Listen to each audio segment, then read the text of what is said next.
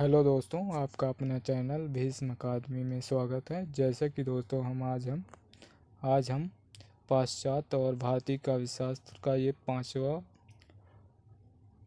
भाग लेकर आए हैं। और दोस्तों, इससे पहले वाले भाग नहीं देखे हैं तो अगर यदि देखना चाहते हैं उन्हें तो इसी सेशन के लास्ट में आपको प्लेलिस्ट का लिंक दिखाई देगा, उसमें क्लिक करके हमारे सभी वीडियो देख सकते हैं। और दोस्तों, यदि सेशन अच्छा लगे तो लाइक और शेयर ज़रूर करें, और यदि इसमें कोई आपको कमी समझ आए तो इसमें कमेंट करके बताएं, हम उसमें सुधार करेंगे।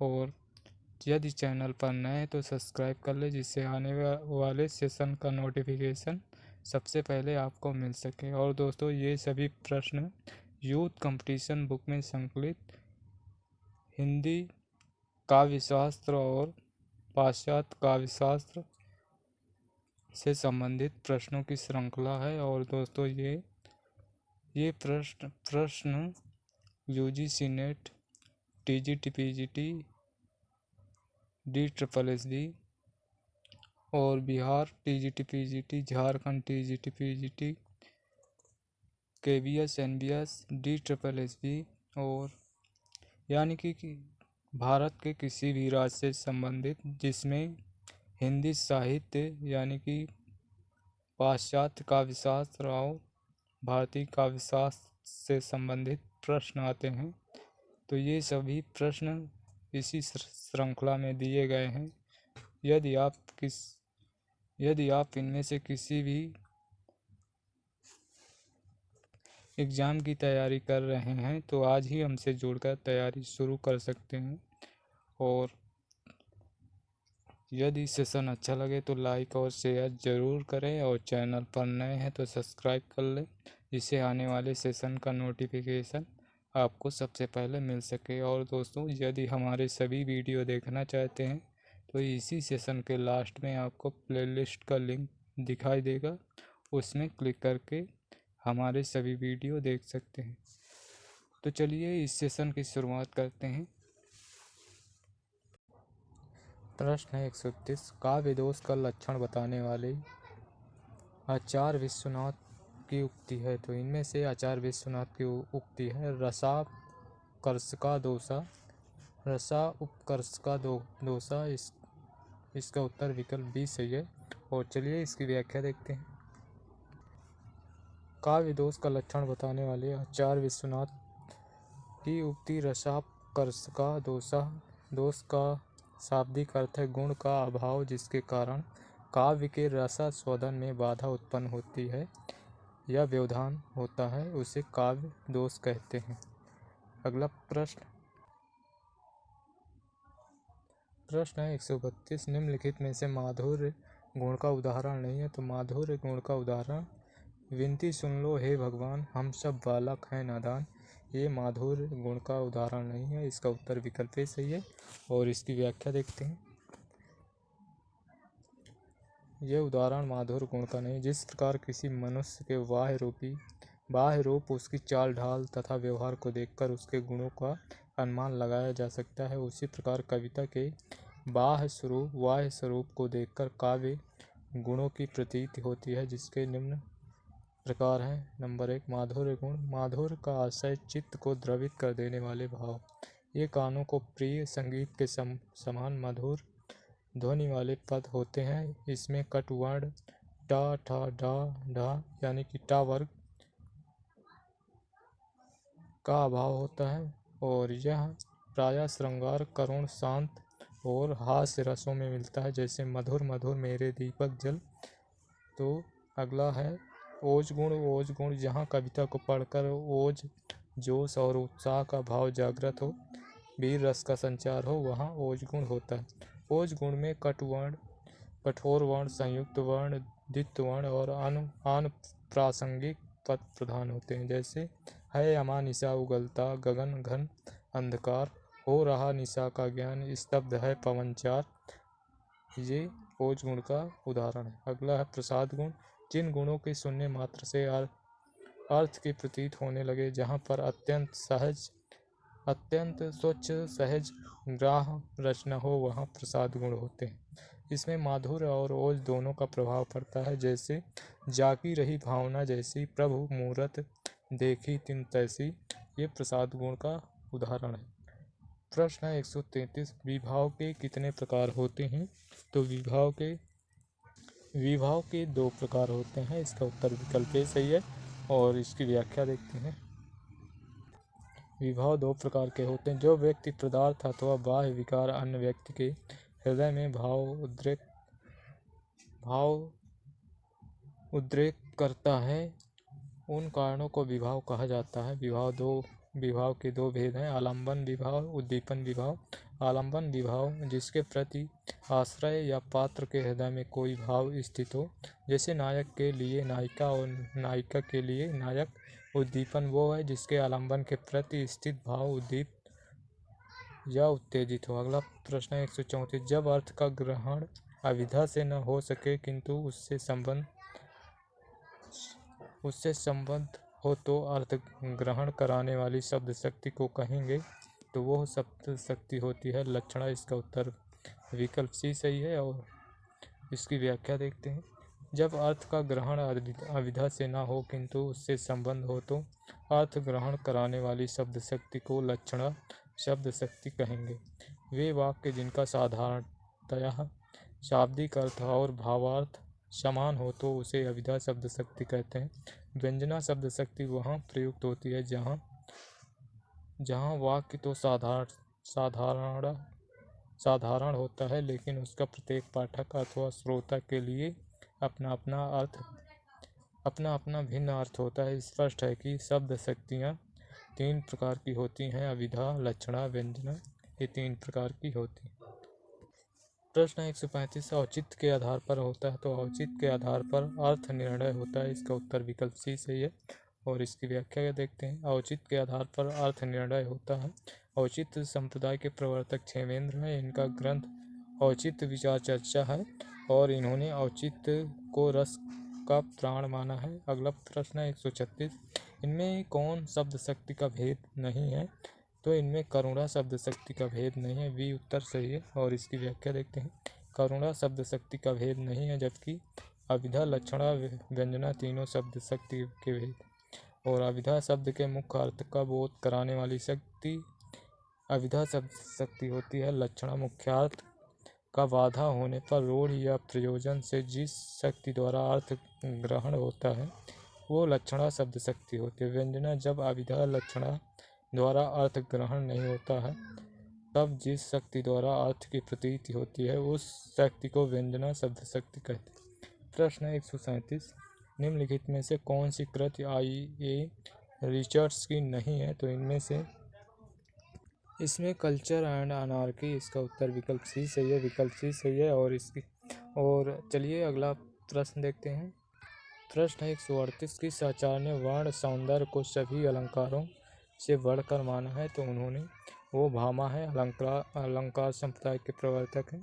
तो भामा, आचार्य भामा ने वर्ण सौंदर्य को सभी अलंकारों से बढ़कर माना है। भामा अलंकार संप्रदाय के प्रवर्तक हैं। इनके ग्रंथ का नाम है काव्य अलंकार और दंड के काव्य शास्त्री ग्रंथ का नाम है काव्यादर्श। आनंदवर्धन ने ध्वनि संप्रदाय का प्रतिपादन किया। इनके ग्रंथ का नाम है ध्वन्यालोक। प्रश्न 139, शब्दार्थों सहितो काव्यम, काव्य की यह परिभाषा किसने दी? तो यह परिभाषा दी है आचार्य भामा ने। विकल्प ए सही है। शब्दार्थों सहितो काव्यम, काव्य की यह परिभाषा भामा ने दी है। भामा ने काव्य अलंकार नामक ग्रंथ की रचना की जो 6 परिच्छेदों में विभक्त है। शेष काव्य लक्षण इस प्रकार बताए गए हैं। मम्मट, तद्दवसो, शब्दार्थो, सगुणा व अलंकृति और पुनः कॉपी। और विश्वनाथ ने कहा है वाक्यम रसात्मकम काव्यम, ये विश्वनाथ का है। और 140 नंबर प्रश्न, कौन से आचार्य ने चतुर्वर्ग की प्राप्ति को काव्य का प्रयोजन माना है? तो वो है भामा। विकल्प ए सही है, भामा। और चलिए इसकी व्याख्या देखते हैं। भामा ने चतुर्वर्ग की प्राप्ति को काव्य का प्रयोजन माना है। इनके अन्य काव्य प्रयोजन चतुर्वर्ग, फल प्राप्ति, कीर्ति, सकल ज्ञान सकल कला ज्ञान प्रीत। आचार्य वामन ने काव्य प्रयोजन कीर्ति और प्रीति को माना है तथा आनंदवर्धन ने काव्य प्रयोजन विनय उन्मुखीकरण प्रीति को माना है। आचार्य कुंतक ने काव्य प्रयोजन चतुर्वर्ग फल प्राप्ति जया सम्मति उपदेश परमानंद यश को माना है। और अगला प्रश्न है 141। आचार्य दंडी के काव्य हेतु किसे माना है? तो आचार्य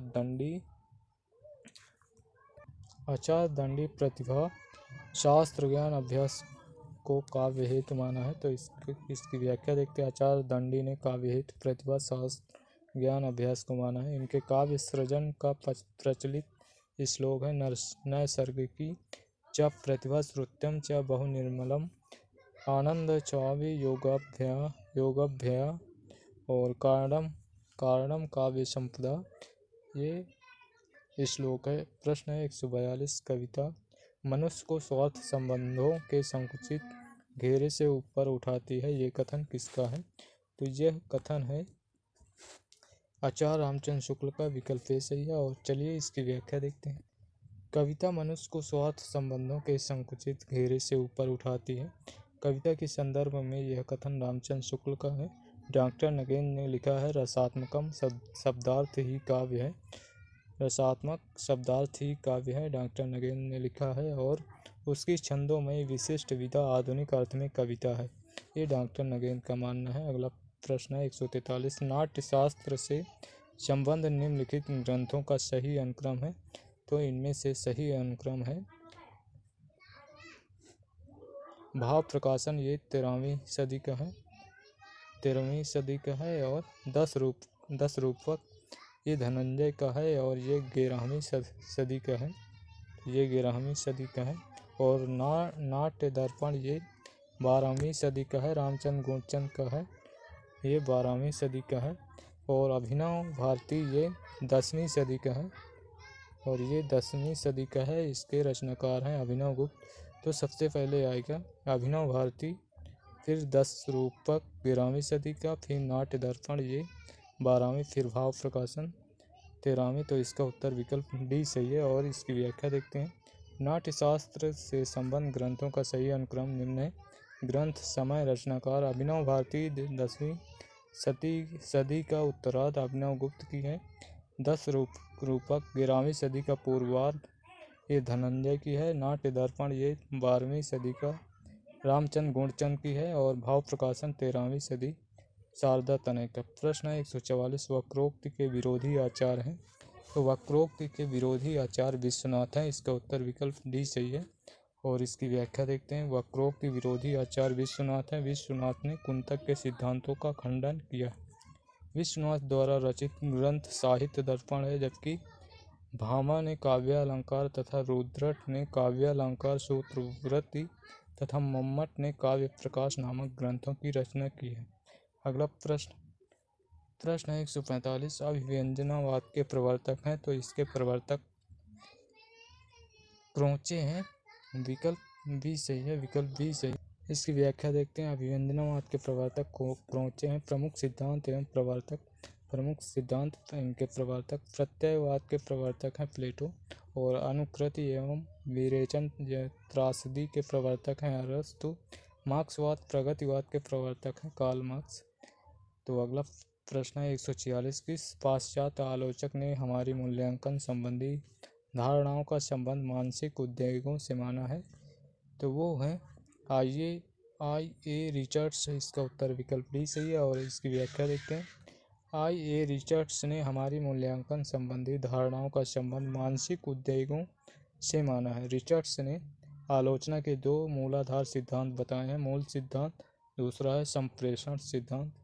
ये दोनों रिचर्ड्स के आलोचना के 2 मूलाधार सिद्धांत हैं। प्रश्न है 147। गलत कथन कौन सा है? तो इनमें से गलत कथन है कविता में शब्दों के पर्याय होते हैं। तो इसका उत्तर विकल्प डी सही है। और इसकी व्याख्या कविता में शब्दों के पर्याय होते हैं, कविता के संबंध में गलत कथन है।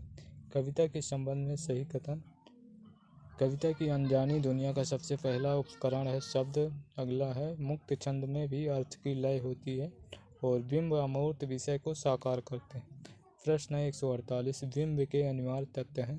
तो बिंब के अनिवार्य तत्व हैं कल्पना और इंद्रियता, ये बिंब के अनिवार्य तत्व हैं। इसका उत्तर कोट बी और डी, यानी कि इसका उत्तर विकल्प ए सही है। और इसकी व्याख्या देखते हैं। कल्पना एवं इंद्रियता बिंब के अनिवार्य तत्व हैं।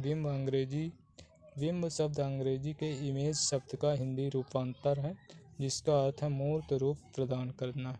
काव्य में बिंब को वह शब्द चित्र माना जाता है जो कल्पना द्वारा इंद्रिय अनुभवों के आधार पर निर्मित होता है। बिंब पदार्थ नहीं बल्कि उसकी प्रतिकृति या प्रतिछवि है। सृष्टि नहीं पुनः सृष्टि है। डॉक्टर नगेन के अनुसार काव्य बिंब शब्दार्थ के माध्यम द्वारा निर्मित एक ऐसी मानस छवि है जिसके मूल भाव में प्रेरणा होती है। बिंब के मूलतः 3 तत्व हैं, कल्पना, भाव, इंद्रियता। तो ये रही इसकी व्याख्या। अगला प्रश्न है औचित्य के आधार पर होता है। तो औचित्य के आधार पर होता है ऊपर सामर्थ्य निर्णय, सन्निधि निर्णय, अर्थ निर्णय, ये सभी होता है। इसका उत्तर विकल्प डी सही है।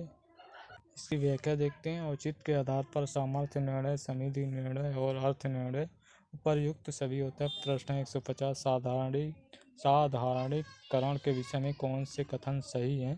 तो इनमें से साधारणीकरण आलम्बनत्व धर्म का होता है, तो ये सही है। और साधारणीकरण के लिए भोजकत्व व्यापार अनिवार्य है, इसका ये भी सही है। कोड बी सी, यानी कि इसका उत्तर विकल्प सी सही है। और साधारणीकरण विषय में सही कथन आचार्य रामचंद्र शुक्ल के अनुसार साधारणीकरण आलम्बनत्व धर्म का होता है। भट्ट नायक के अनुसार साधारणीकरण के लिए भोजकत्व व्यापार अनिवार्य है, शेष अन्य त्रुटिपूर्ण है। प्रश्न तद्दौसो शब्दार्थो सगुणावन लंकृति पुनः क्वापि, ये काव्य लक्षण किस आचार्य द्वारा निरूपित है? तो यह काव्य लक्षण मम्मट का है, विकल्प बी सही है। और इसकी व्याख्या देखते हैं। दिया गया काव्य लक्षण तद्दौसो शब्दार्थो सगुणावन लंकृति पुनः क्वापि आचार्य मम्मट का है, जबकि पंडित राज जगन्नाथ का काव्य लक्षण रमणीयार्थ प्रतिपादकः शब्दः काव्यम। दंडी का काव्य लक्षण देखते हैं। शरीरम तावदिष्टार्थ व्यवच्छिन्ना पदावली आदि, ये दंडी का है। प्रश्न 152 रस विवेचन में चित्र तुरंग न्याय की कल्पना इनमें से किस आचार्य ने की है? तो इनमें से यह शंकुक की है, विकल्प ए सही है। और इसकी व्याख्या देखते हैं। रस विवेचन में चित्र तुरंग न्याय की कल्पना आचार्य शंकुक ने की है, जबकि अभिनव गुप्त ने रस विवेचन में शैव दर्शन की कल्पना किया है। आचार्य भट्टनायक ने सांख्य दर्शन की और भट्टलोलट ने मीमांसा दर्शन नामक रस विवेचन की कल्पना की है। भट्टलोलट आचार्य और उनके सिद्धांत उत्पत्तिवाद और दर्शन है, उनका मीमांसा दर्शन। शंकुक का सिद्धांत है अनिमित्तवाद और इनका दर्शन है न्याय दर्शन। भट्टनायक का सिद्धांत है भुक्तिवाद और इनका न्याय दार्शनिक मत है, तो सांख्य दर्शन। और अभिनव गुप्त का इनका सिद्धांत है अभिव्यक्तिवाद, इनका दार्शनिक मत है शैव दर्शन। प्रश्न 153 इनमें से किस आचार्य ने काव्य गुणों की संख्या 10 मानी है? तो इनमें से भरत मुनि ने काव्य गुणों की संख्या 10 मानी है। और इसकी व्याख्या देखते हैं। आचार्य भरत मुनि ने काव्य गुणों की संख्या 10 मानी है, जबकि आचार्य वामन ने 20 प्रकार के गुणों की कल्पना किया है। क्षेमेंद्र को औचित्य संप्रदाय का प्रवर्तक माना जाता है। आचार्य भोजराज के प्रसिद्ध ग्रंथ का नाम सरस्वती कंठाभरण है। प्रश्न 154 भारतीय नाट्य शास्त्र की दृष्टि से नाटक का मुख्य उद्देश्य है। तो नाटक का मुख्य उद्देश्य होता है रसास्वादन, विकल्प डी सही है। और इसकी व्याख्या देखते हैं। भारतीय नाट्य शास्त्र की दृष्टि से नाटक का मुख्य उद्देश्य रसास्वादन है। आचार्य भरत मुनि ने व्यक्तित्व का परिशोधन, चरित्र चित्रण तथा दृश्यों का प्रस्तुतिकरण गौण स्थान देते हुए नाटक के आनंद रस का रसास्वादन को प्रमुख बताया। नाट्यशास्त्र भरत मुनि का श्रेष्ठ ग्रंथ है जिसे पंचम वेद की संज्ञा दी गई। प्रश्न 155 काव्य शास्त्रीय ग्रंथ काव्य मीमांस के लेखक हैं। तो काव्य मीमांस के लेखक हैं राजशेखर। इसका उत्तर विकल्प सी सही है। और इसकी व्याख्या देखते हैं। काव्य शास्त्रीय ग्रंथ काव्य मीमांस के लेखक हैं राजशेखर, जबकि भरत मुनि द्वारा लिखित महत्वपूर्ण रचना नाट्यशास्त्र है। नाट्यशास्त्र को भरत मुनि ने पंचम वेद भी कहा है। इसमें 36 अध्याय लगभग 5000 श्लोक हैं। किसमें? नाट्यशास्त्र में। भरत मुनि ने नाट्यशास्त्र में 10 गुण, 10 दोष, 4 अलंकार बताए हैं। विश्वनाथ द्वारा रचित साहित्य दर्पण महत्वपूर्ण काव्यशास्त्रीय ग्रंथ। प्रश्न 156 कवि कंठाभरण के रचनाकार हैं। तो इसके रचनाकार है क्षेमेंद्र। विकल्प भी सही है। और इसकी व्याख्या देखते हैं। कवि कंठाभरण के रचनाकार क्षेमेंद्र है। क्षेमेंद्र की अन्य रचनाएं औचित्य विचार चर्चा, सुव्रत तिलक, दशावतार चरित, जबकि दंडी द्वारा रचित महत्वपूर्ण रचना काव्यदर्श है और धनंजय द्वारा रचित 10 रूपक ग्रंथ है। प्रश्न 157 अरस्तु के अनुकरण सिद्धांत में कौन सी एक बात नहीं है? तो इनमें से काव्य प्रकृति का अनुकरण नहीं है। इसका उत्तर विकल्प डी सही है। और इसकी व्याख्या देखते हैं। काव्य प्रकृति का अनुकरण नहीं है, यह बात अरस्तु के अनुकरण सिद्धांत में नहीं है। अरस्तु ने काव्य को प्रकृति का अनुकरण माना है, जबकि कविता जगत की अनुभूति है। अनुकरण की प्रक्रिया आनंददायक है। और तीसरा, अनुकरण से हमें शिक्षा मिलती है। ये तीनों अरस्तु के अनुकरण की विशेषताएं हैं। प्रश्न 158 प्रिंसिपल ऑफ लिटरेरी क्रिटिसिज्म पुस्तक के लेखक हैं। तो यह पुस्तक है आइए रिचर्ड्स की। और चलिए इसकी व्याख्या देखते हैं। प्रिंसिपल ऑफ लिटरेरी क्रिटिसिज्म पुस्तक के लेखक आइए रिचर्ड्स हैं। और लेखक और उनकी पुस्तक है प्लेटो की इयोन और क्रोचेक की एस्थेटिक और इलियट ने द सेक्रेड वुड्स। नोट आयोग ने इसका उत्तर गलत मानकर कॉमन कर दिया है। चलिए इसकी अगला प्रश्न देखते हैं। किसकी मान्यता की अवदात अभिव्यक्ति की उच्चता और उत्कृष्टता का नाम है?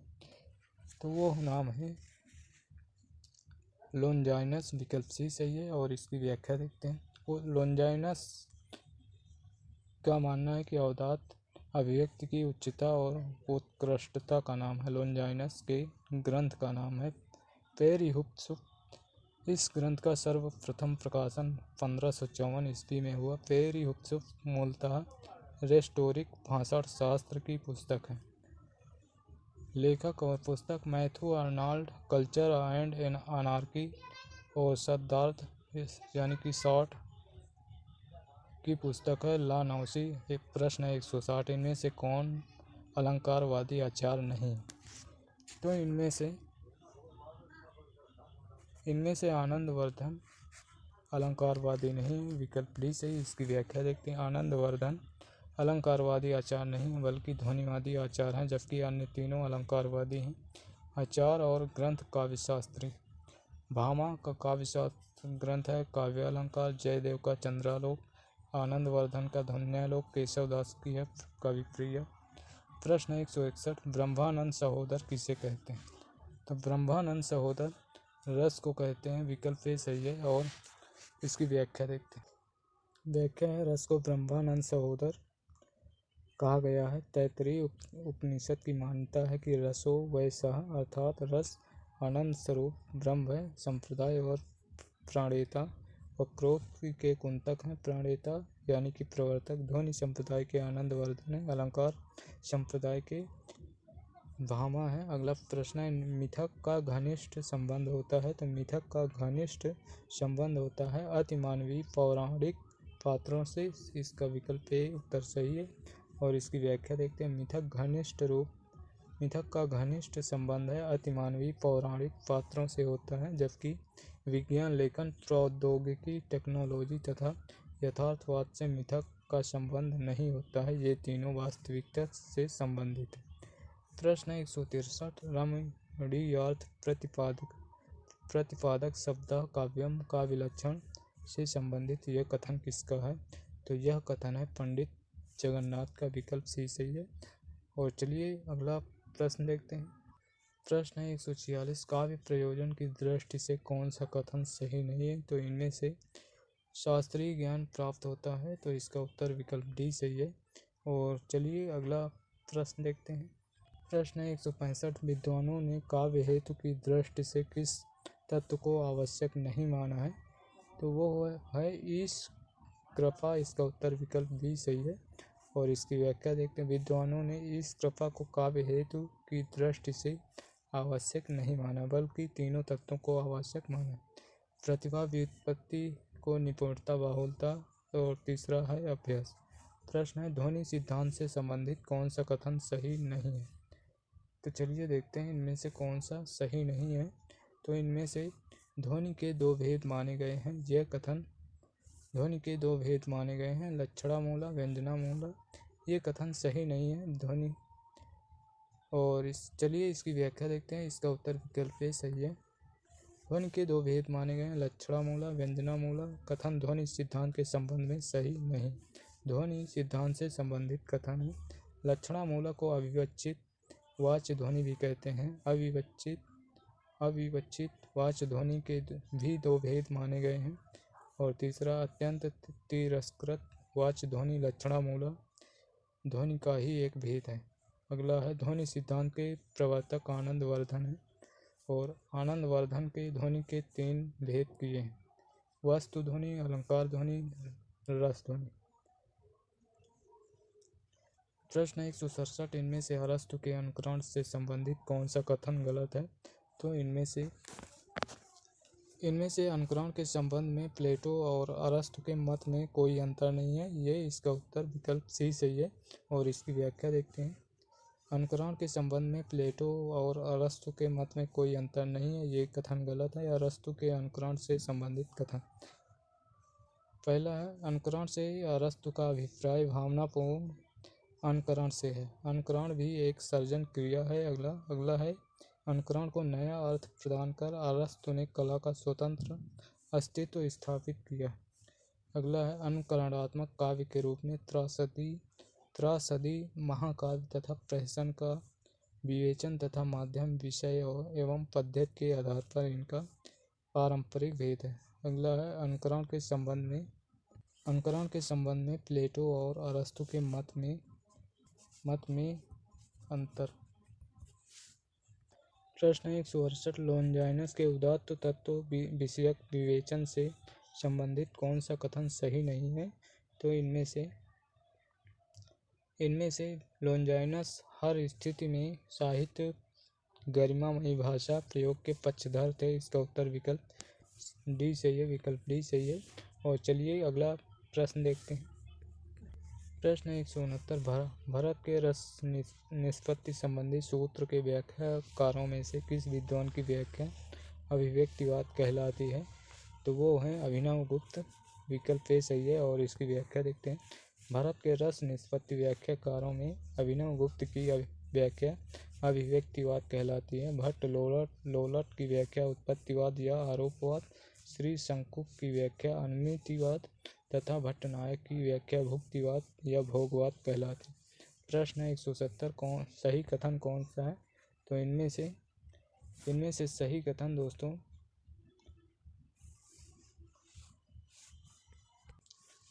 इसमें उत्तर नहीं दिया हुआ है। और इसकी व्याख्या देख लेते हैं।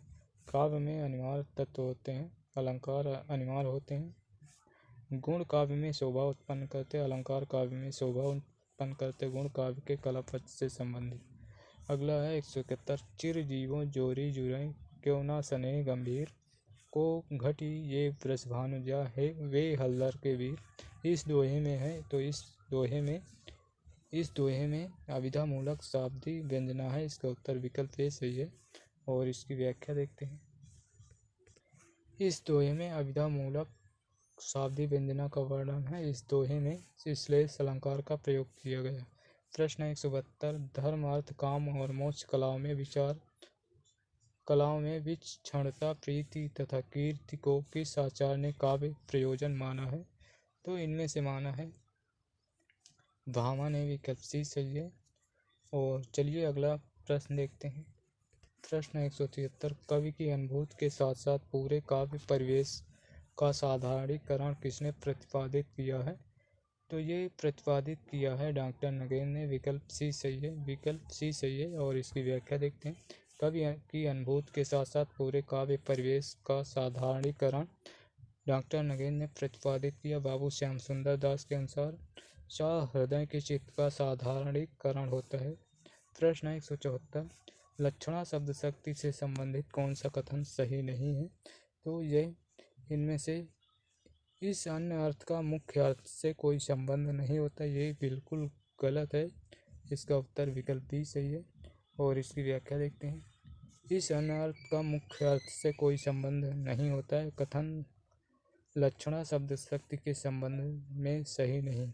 लक्षणा शब्द शक्ति से संबंधित सही कथन किसी शब्द का मुख्य अर्थ बाधित होने पर उसका अन्य अर्थ ग्रहण किया जाता है। अगला है किसी प्रयोजन के आधार पर भी अन्य अर्थ ग्रहण किया जा सकता है। थर्ड है यह अन्य अर्थ किसी रूढ़ के आधार पर ग्रहण किया जाता है। इस अन्य अर्थ का मुख्य अर्थ से संबंध होता है। अगला प्रश्न है आचार्य रामचंद्र शुक्ल ने बिंबवाद का प्रवर्तक माना है। तो रामचंद्र शुक्ल ने बिंबवाद का प्रवर्तक फिलंट को माना है। विकल्प बी सही है। और चलिए अगला प्रश्न देखते हैं। प्रश्न 176, रस निष्पत्ति के संबंध में भट्ट-लोलट का मत है। तो भट्ट-लोलट का मत है उत्पत्तिवाद या आरोपवाद। विकल्प बी सही है। और इसकी व्याख्या देखते हैं। रस निष्पत्ति में भट्ट-लोलट का मत है उत्पत्तिवाद। अन्य मत के प्रवर्तक अनमितिवाद के शंकुक हैं। भुक्तिवाद के भट्टनायक, अभिव्यक्तिवाद के अभिनवगुप्त। प्रश्न 177, निम्नलिखित पाश्चात्य साहित्य शास्त्रियों को उनके सिद्धांत से सुमेलित करके सही कूट का चयन कीजिए। तो चलिए करते हैं। आइए रिचर्ड्स का सिद्धांत है मूल सिद्धांत, मूल्य सिद्धांत। और अरस्तु का सिद्धांत है, अरस्तु का अनुकरण सिद्धांत है। और टी.एस. एलियट का है निर्वैयक्तिकता सिद्धांत। और कॉलरिज का है कल्पना का सिद्धांत। तो इस प्रकार इसका उत्तर होगा 4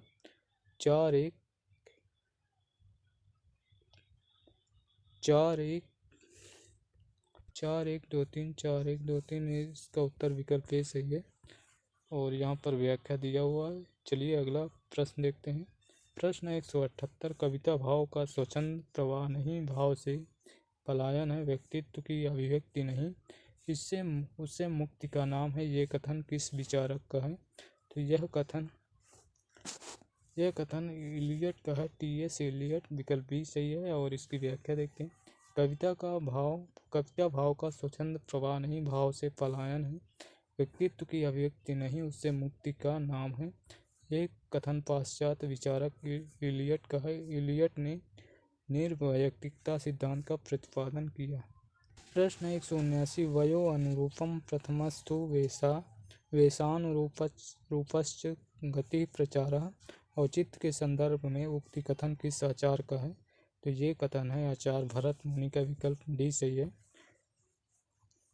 ये कथन औचित्य के संदर्भ में उक्त कथन भरत मुनि का है। अगला प्रश्न है काव्य अलंकार सूत्र इनमें से किसकी रचना है? तो इनमें से रचना है ये वामन की है। विकल्प डी सही है।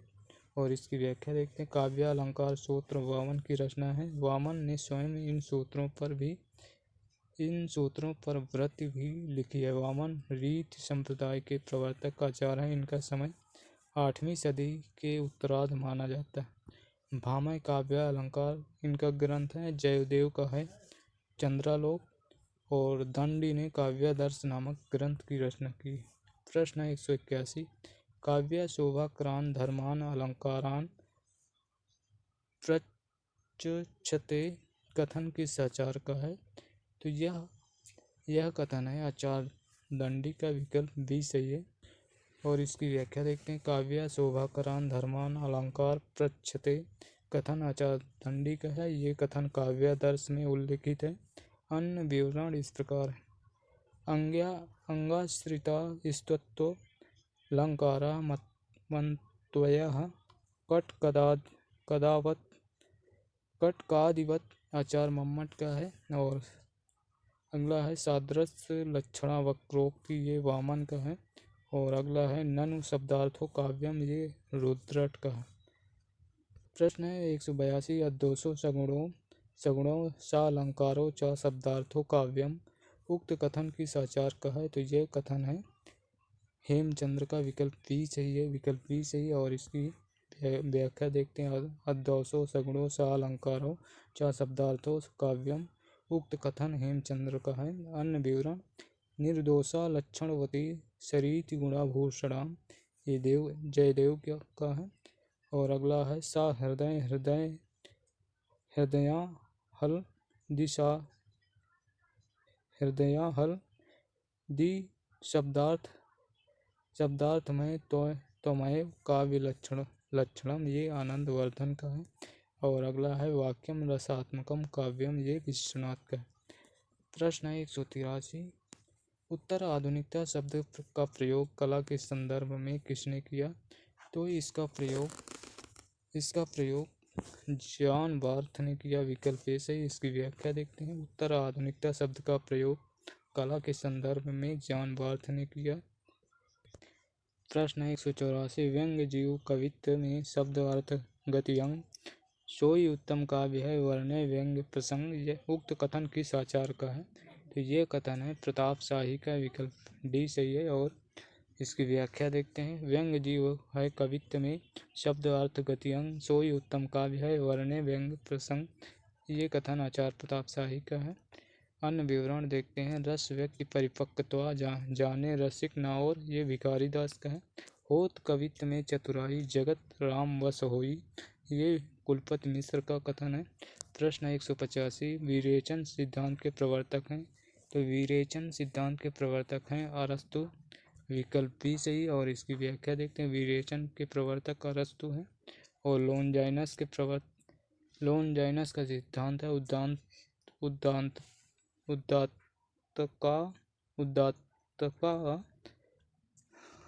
उदात्तता का सिद्धांत। और कॉलरिज का है कल्पना का सिद्धांत।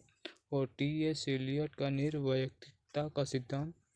तो अगला प्रश्न है 186 विशिष्ट पद रचना रीत कथन किस आचार का है? तो ये वामन का है। विकल्प ए सही है। रीति संप्रदाय के प्रवर्तक वामन है। विशिष्ट पद रचना रीति कथन आचार वामन का है। अन्य आचार्यों का कथन शब्दार्थों सहितो वक्र कवि व्यापार सालनी, ये कुंतक का है। और अगला है सा हृदया हल याद शब्दार्थ में त्वमेव काव्य लक्षणम, ये आनंद वर्धन का है।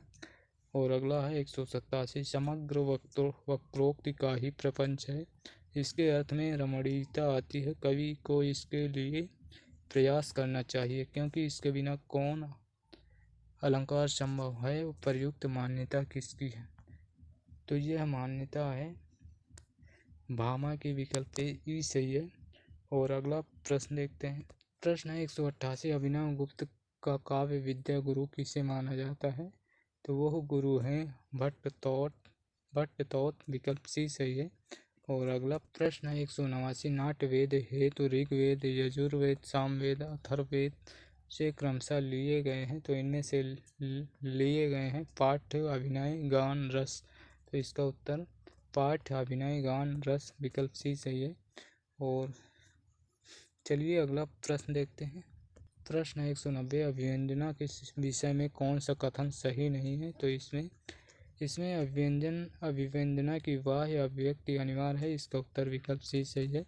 यह कथन सही नहीं है। चलिए अगला प्रश्न देखते हैं।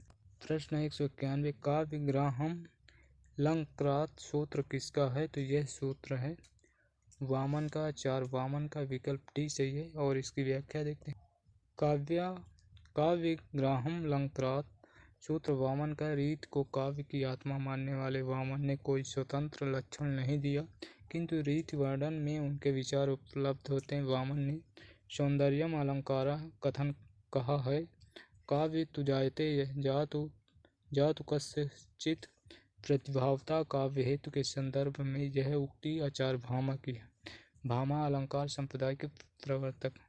प्रश्न 192 अरस्तु के अनुसार अनुकरण है, तो अनुकरण नवसर्जन है, विकल्प ए सही है। अरस्तु के अनुसार अनुकरण नवसर्जन है। प्रश्न इसकी व्याख्या अरस्तु के अनुसार अनुकरण नवसर्जन है। अरस्तु ने प्रकृति की खामियों को छोड़कर केवल उसके सौंदर्य की को ही काव्य रूप में स्वीकार किया। अरस्तु ने अनुकरण एवं विरेचन सिद्धांत का प्रतिपादन किया। अरस्तु के अनुसार कार्यरत मनुष्य अनुकरण का विषय है। अरस्तु ने सौंदर्य की पहली शर्त अनुपात को माना है।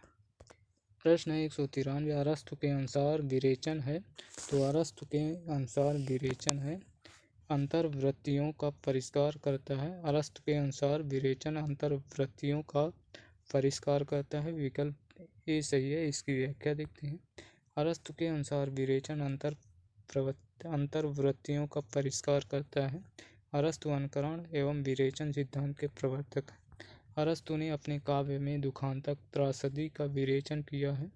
अरस्तु ने पूर्ण कथानक उसी को माना है जिसमें आदि मध्य अवसान हो। अरस्तु के प्रमुख ग्रंथ हैं पेरिपोइकेस, डेफिनिस, रिपोरिकेस, ये सभी है। प्रश्न 194 काव्यस्य स्यात्मा ध्वनिरीति उद्धेर्यः क्षमां नाथ पूर्व इस्तस्या भावं जगदुर्परे भक्त माहु स्तम्भने। ये कथन इनमें से किस आचार्य का है? तो यह कथन है आनंदवर्धन का, विकल्प सी सही है। ये कथन है आनंदवर्धन ने ध्वन्यालोक नामक ग्रंथ की रचना जिसमें ध्वनि को काव्य की आत्मा माना है। और प्रश्न 195 आचार्य कुंतक ने निम्नलिखित में से किसे वक्रोक्ति का एक भेद नहीं माना है? तो इन्होंने कल्पना वक्तृता को वक्रोक्ति का एक भेद नहीं माना है, तो इसका उत्तर विकल्प बी सही है। और इसकी व्याख्या देखते हैं। आचार्य कुंतक ने कल्पना वक्तृता को वक्रोक्ति का भेद नहीं माना है।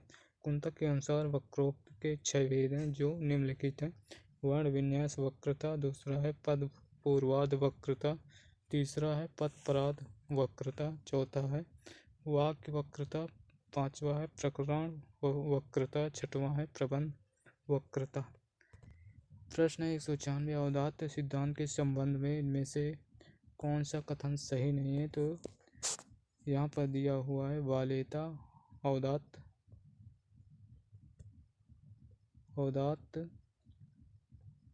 का आवश्यक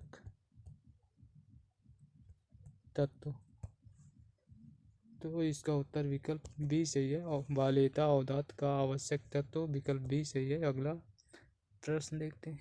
प्रश्न 197 कार्ल मार्क्स और उनके विचारों के बारे में इनमें से कौन सा कथन असत्य है? तो इनमें से मार्क्स ने सर्जन की प्रक्रिया में सौंदर्य की भावना को कुछ भी महत्व नहीं दिया, तो ये असत्य है। मार्क्स ने सर्जन की प्रक्रिया में सौंदर्य की भावना को महत्व दिया था, तो इसका उत्तर विकल्प बी सही है। प्रश्न के अनुसार ये गलत है, तो इसका उत्तर विकल्प बी सही है। चलिए अगला प्रश्न देखते हैं। प्रश्न 198 काव्य लक्षण एवं लक्षणकार की दृष्टि से निम्नलिखित में से कौन सा विकल्प सुमेलित नहीं है? तो इनमें से सुमेलित नहीं है रमणीयार्थ प्रतिपादिका शब्द काव्यम, ये पंडित राज जगन्नाथ का है, तो इसका उत्तर विकल्प डी सही है। बाकी इसके अलावा सभी सुमेलित हैं, तो इसकी व्याख्या भी देख लेते हैं। रमणीयार्थ प्रतिपादिका शब्दम काव्यम, ये पंडित राज जगन्नाथ का कथन है। तो दंडी द्वारा दिया गया काव्य लक्षण है शरीरम तावत दृष्टार्थ व्यवच्छिन्ना पदावली, तो ये है दंडिक। प्रश्न 199 शक्ति निपुणता लोक शास्त्र काव्य अध्यय वेक्षणात् काव्य शिक्षा अभ्यास इति हेतुस्त दुद्दवे, तो काव्य हेतु विषयक प्रयुक्त मत इनमें से किस आचार्य का है? तो ये मत है मम्मट का, विकल्प ए सही है। और इसकी व्याख्या देख लेते हैं। उक्त काव्य हेतु विषयक मत आचार्य मम्मट का है। सामान्यतः प्रतिभा, अभ्यास और व्युत्पत्ति को काव्य हेतु माना जाता है। रुद्रट ने प्रतिभा के सहजा और उत्पादयता दो भेद किए हैं। काव्य हेतु के संबंध में आचार्य वामन की उक्ति है, लोको विद्या प्रकीर्णस्य से काव्यागति। धातव्य है कि वामन ने काव्य हेतु के स्थान पर काव्यांग शब्द का प्रयोग किया है। तो ये रहा इस प्रश्न की व्याख्या। चलिए अगला प्रश्न देखते हैं, जो कि आज के सेशन का लास्ट प्रश्न होगा। तो चलिए देखते हैं। दोस्तों, आज का सेशन हम यहीं पर ख़त्म करेंगे और हम आपसे रिक्वेस्ट करेंगे कि यदि सेशन अच्छा लगा हो तो लाइक और शेयर ज़रूर करें। दोस्तों, ये टॉपिक यानी कि भारतीय काव्यशास्त्र और पश्चात काव्यशास्त्र हिंदी साहित्य में बहुत ही डिफ़िकल्ट यानी कि कठिन माना जाता है। तो कोई बात नहीं, ये इसको पढ़ना तो पड़ेगा ही। आप पढ़ते रहिए। आपको जब बार बार पढ़ेंगे, 2-3 बार अगर पढ़ेंगे तो ये आसान लगने लगेगा। तो आप पढ़ते रहिए और हम आपसे रिक्वेस्ट करेंगे कि यदि सेशन अच्छा लगा हो तो लाइक और शेयर ज़रूर करें और चैनल पर नए हैं तो सब्सक्राइब कर लें, जिससे सबसे पहले नोटिफिकेशन आपको मिल सके। और यदि हमारे सभी वीडियो देखना चाहते हैं तो आपको अभी प्लेलिस्ट का लिंक दिखाई देगा, उसमें क्लिक करके हमारे सभी वीडियो देख सकते हैं। तो चलिए फिर मिलते हैं नेक्स्ट सेशन में। धन्यवाद। जय हिंद, जय भारत, वंदे मातरम।